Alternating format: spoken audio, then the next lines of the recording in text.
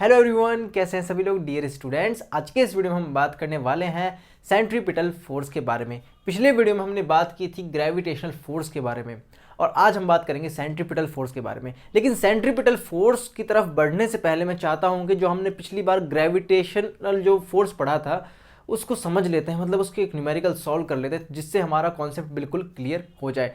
तो इसके बाद हम सेंट्रीपिटल फोर्स समझेंगे। तो यहाँ पर न्यूमेरिकल देखिए प्यारे बच्चों, यहाँ पर क्वेश्चन कहता है कि कैलकुलेट द मैग्नीट्यूड, हमें मैग्नीट्यूड कैलकुलेट करना है ऑफ द ग्रेविटेशनल फोर्स, कि ग्रेविटेशनल फोर्स का क्या मैग्नीट्यूड होगा व्हेन टू ऑब्जेक्ट्स, यहाँ पर दो ऑब्जेक्ट्स लिए गए हैं, which are separated by 100 meter. Mass is given that object 1 का जो है, मतलब ए जो ऑब्जेक्ट है उसका वजन है 500 किलोग्राम, ऑब्जेक्ट बी का वजन है 1000 किलोग्राम। क्वेश्चन समझिए, क्वेश्चन क्या कहता है। देखिए क्वेश्चन हमसे कह रहा है कि हमें ग्रेविटेशनल फोर्स निकालना है। कब निकालना है? जब दो ऑब्जेक्ट्स के बीच का जो डिस्टेंस है वो कितना है, 1000 मीटर्स है और उन दोनों ऑब्जेक्ट्स के यहाँ पे मास दिया हुआ है। चलिए इसे सॉल्व कर लेते हैं। तो ग्रेविटेशनल फोर्स का जो फॉर्मूला होता है वो क्या होता है बच्चों, F इज इक्वल टू क्या होता है, Gm1 into m2 divided by R square. R square क्या होता है, यहाँ पर डिस्टेंस होता है दो ऑब्जेक्ट्स के बीच का। तो इसे सॉल्व करते हैं। देखिए कैपिटल जी की वैल्यू क्या है, मैंने आपको बताया था कि इसे याद रखना है। कैपिटल जी की वैल्यू को बहुत इंपॉर्टेंट, इसकी वैल्यू है 6.67 इंटू 10⁻11। ठीक है। अब मास वन यहाँ पर कितना दिया हुआ है ए ऑब्जेक्ट का बच्चों, 500 किलोग्राम। ठीक है, तो 500 किलोग्राम से मल्टीप्लाई कर देंगे 500 किलोग्राम इंटू मास टू यहाँ पर क्या है बच्चों, ऑब्जेक्ट बी का मास यानी कि 1000 किलोग्राम, यहाँ पर 1000 से मल्टीप्लाई कर देंगे अपॉन में यहाँ पर क्या आएगा बच्चों, आर स्क्वायर, यानी दोनों ऑब्जेक्ट्स के बीच का जो डिस्टेंस है उसका स्क्वायर। डिस्टेंस यहाँ पर कितना है, 1000 मीटर्स है, तो 1000 इंटू 1000। मैं मल्टीप्लाई का निशान कुछ इस तरीके से बनाता हूँ, इससे आपको ध्यान रखना है। ठीक है, ये मल्टीप्लिकेशन है, ये इसी तरीके से बनाता हूँ मैं। तो अब इसे सॉल्व करते हैं। देखिए बहुत सिंपल है, 1000 से 1000 यहाँ पर कट जाएगा। यहाँ पर अगर हम देखते हैं 20 से 20 कट गई, 5 1 जा 5, 5 2 जा। ठीक है, 6.67 को हम 2 से डिवाइड करेंगे तो यहाँ पर कितना आएगा, इसका वैल्यू आएगा बच्चों 3.3। यहाँ पर कितना आएगा 7, यहाँ पर 3 5। ठीक है, यही आएगा ना इसका वैल्यू, इंटू 10⁻, कितना है यहाँ पर -11। तो ये बेसिक हमारा आंसर हो गया। तो इस तरीके से क्वेश्चंस को सॉल्व किया जाता है बच्चों। ठीक है, तो आपको थोड़ा ध्यान से इसको करना है, मतलब न्यूमेरिकल्स बहुत हार्ड नहीं आते, इसके बहुत इजी आते हैं, फॉर्मूला बेस्ड आते हैं। अब यहाँ पर देखिए वजन जो है, इसको मैंने तो यहाँ पर ऑब्जेक्ट्स का लिया है, आपको बुक में प्लैनेट्स का वजन दिखेगा, प्लैनेट्स का मास दिखेगा, उसको हमें पुट करना है बस। ठीक है, और जो पावर वाली वैल्यूज होते हैं इनको मल्टीप्लाई डिवाइड हमें करना है। समझ रहे हैं ना यहाँ पर, मतलब किस तरीके से होगा। अभी हम आगे जब चलेंगे तो आपको मैं आगे सिखा दूंगा किस तरीके के न्यूमेरिकल किए जाते हैं। तो ये समझ आया। इसके अलावा हम आगे बढ़ते हैं और पढ़ते हैं सेंट्रीपिटल फोर्स के बारे में। चलिए गाइस हम आगे बढ़ते हैं। तो चलिए गाइस हम आगे बढ़ते हैं और यहाँ पर हम सेंट्रीपिटल फोर्स के बारे में पढ़ लेते हैं। देखिए सेंट्रीपिटल फोर्स, ध्यान से देखिए, सेंट्री का लेना देना, इसका लेना देना है सेंटर से। ठीक है, सेंट्रीपिटल फोर्स ये एक खास तरह की फोर्स होती है जो तब लगती है जब कोई ऑब्जेक्ट किसी सर्कुलर मोशन में होता है। ये आपको बात याद रखनी है, बहुत इंपॉर्टेंट है। तो इसकी डेफिनेशन देखिए, a force that act on a body moving in a circular path. जब एक बॉडी सर्कुलर पाथ में मूव करती है बच्चों, तो वहां पर जो फोर्स लगती है उसे क्या बोलते हैं, सेंट्रीपिटल फोर्स। ये इंपॉर्टेंट है, आपको याद रखना है। और इस फोर्स की वजह से ही वो ऑब्जेक्ट सर्कुलर पाथ को मेंटेन कर पाता है। It is responsible for keeping the object in its circular force. तो कई बार क्वेश्चन आपसे पूछ सकता है, वन वर्ड क्वेश्चन पूछ सकता है कि ऐसी कौन सी फोर्स है जो एक ऑब्जेक्ट को सर्कुलर पाथ में डाल देती है या फिर सर्कुलर पाथ को फॉलो करने के लिए मतलब रिस्पॉन्सिबल है। तो आपको बताना है सेंट्रीपिटल फोर्स। और एक ऐसी फोर्स जो तब लगती है जब कोई ऑब्जेक्ट सर्कुलर मोशन कर रहा होता है, वो कौन सी फोर्स है, सेंट्रीपिटल फोर्स। अब देखिए है तो ये फोर्स ही ना, तो इसकी एसआई यूनिट क्या होगी बच्चों, न्यूटन ही होगी। क्या होगी, न्यूटन ही होगी। तो यहाँ पर देखिए इस फोर्स के बारे में आपको दो चीज़ें बहुत ज़्यादा है ज़रूरी जानना। तो यहाँ पर एक चीज़ आती है डायरेक्शन, इस फोर्स की क्या डायरेक्शन होती है। याद रखना है कि ऐसी फोर्स जो हमेशा टुवर्ड्स द सेंटर होती है, टुवर्ड्स द सेंटर यानी सेंटर की तरफ। मान लीजिए ये हमारी अर्थ है, ठीक है, इसके अराउंड क्या रिवॉल्व करता है, मून रिवॉल्व करता है। मान लीजिए मून जो है इस डायरेक्शन इस तरीके से रिवॉल्व कर रहा है। ठीक है, तो मून जो है इस डायरेक्शन में रिवॉल्व कर रहा है, हम ये चीज़ मान के चल रहे हैं। ठीक है बच्चों, ध्यान से देखना मैं क्या समझाने वाला हूँ आपको। तो मून इस तरीके से अर्थ को रिवॉल्व कर रहा है, मतलब कि ऑर्बिट में है अपनी में मून।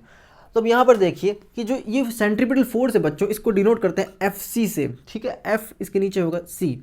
तो ये टुवर्ड्स द सेंटर होती है, कहाँ होती है हमेशा, एफ सी की जो डायरेक्शन होती है बच्चों को कहाँ होती है, टुवर्ड्स द सेंटर। ये आपको याद रखना है, फोर्स जो होती है सेंट्रीपिटल उसकी जो डायरेक्शन होती है वो कहाँ पर होती है बच्चों, टुवर्ड्स द सेंटर, ठीक है। क्योंकि देखिए अर्थ मून को क्यों अपनी तरफ खींच पा रहा है, एक रीज़न इसका ये है कि अर्थ का मास बहुत ज़्यादा है बच्चों, मून की तुलना में अर्थ का मास बहुत ज़्यादा है, इसलिए मून को अर्थ अपनी तरफ खींच रहा है, ठीक है। अब अर्थ इसको खींच रहा है तो मून जो था, मान लीजिए वो पहले इस तरीके से इसको समझने की कोशिश करी, मून जो था वो सीधा जाना चाहता था, कैसे जाना चाहता था, सीधा जाना चाहता था, मून चाहता था कि मैं तो अपने आराम से सीधा सीधा निकल जाऊं, लेकिन अर्थ इसको अपनी तरफ खींच रही है। तो मान लीजिए कोई चीज़ इस तरीके से जा रही थी, ऐसे कोई बच्चा ऐसे जा रहा है और अगर आप उसको ऐसे खींचोगे अपनी तरफ तो घूमेगा ना वो ऐसे, इस तरीके से। मेरी बात समझ आ रही है आपको मैं क्या कहना चाहता हूँ, कि अगर कोई बंदा या फिर कोई बच्चा इस तरीके से जा रहा है और अगर आप उसको, उस बच्चे को रस्सी से बांध देते हो और आप में उस बच्चे से ज़्यादा ताकत है लेकिन उस बच्चे के अंदर फुर्ती बहुत ज़्यादा है, जब आप उसे ऐसे खींचोगे ना तो वो सर्कुलर पाथ में घूमने लग जाएगा।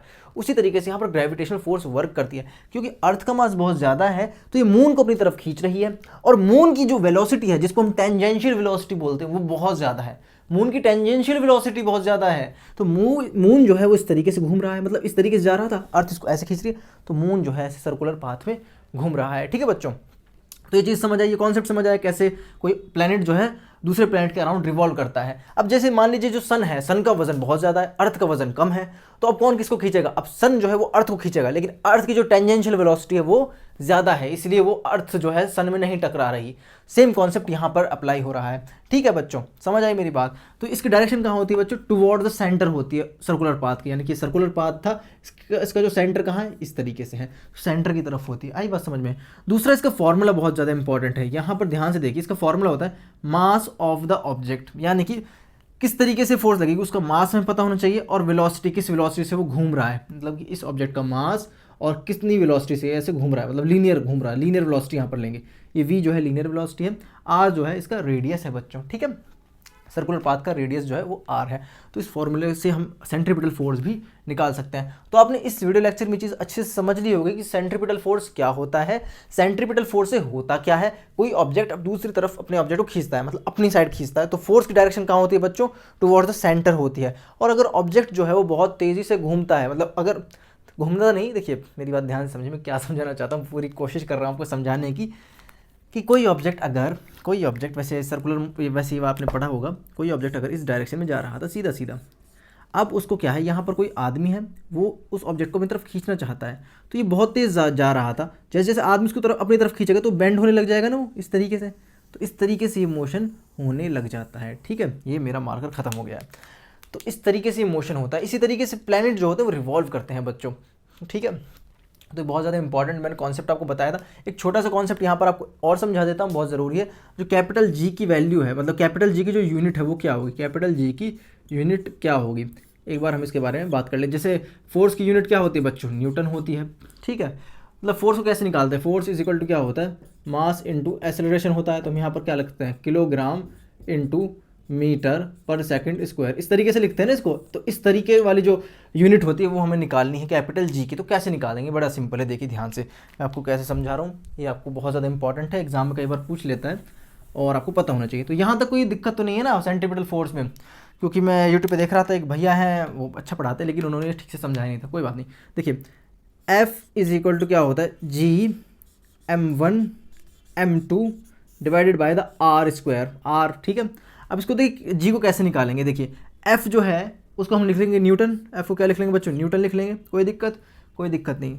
हमें क्या लिखना है, देखो कैपिटल एन मतलब न्यूटन, हमें जी का निकालना है तो जी को जी रहने देंगे। मास का क्या होता है बच्चों, मास का यहाँ पर मास का यूनिट क्या होता है, किलोग्राम, जी इंटू किलोग्राम, और दूसरा भी क्या है यहाँ पर मास है, आपस में मल्टीप्लाई हो रहे हैं, तो एक और जो है किलोग्राम इसमें मल्टीप्लाई में है, डिवाइडेड बाय आर स्क्वायर होता है, क्या होता है आर स्क्वायर, आर क्या होता है डिस्टेंस, डिस्टेंस को किस में नापते हैं, ऐसा यूनिट मीटर में नापते हैं, तो मीटर इंटू मीटर, डॉट मतलब मल्टीप्लाई, ठीक है। अब यहाँ पर ध्यान से देखो, यहीं फोकस होना चाहिए आपको, इधर उधर मत देखो, यहाँ देखो, बहुत इंपॉर्टेंट चीज़ बता रहा हूँ, ठीक है। अब कैपिटल जी का हमें निकालना है बच्चों, देखिए कैपिटल जी को यहाँ पर मैं एज इट इज लिख देता हूँ यहीं पर।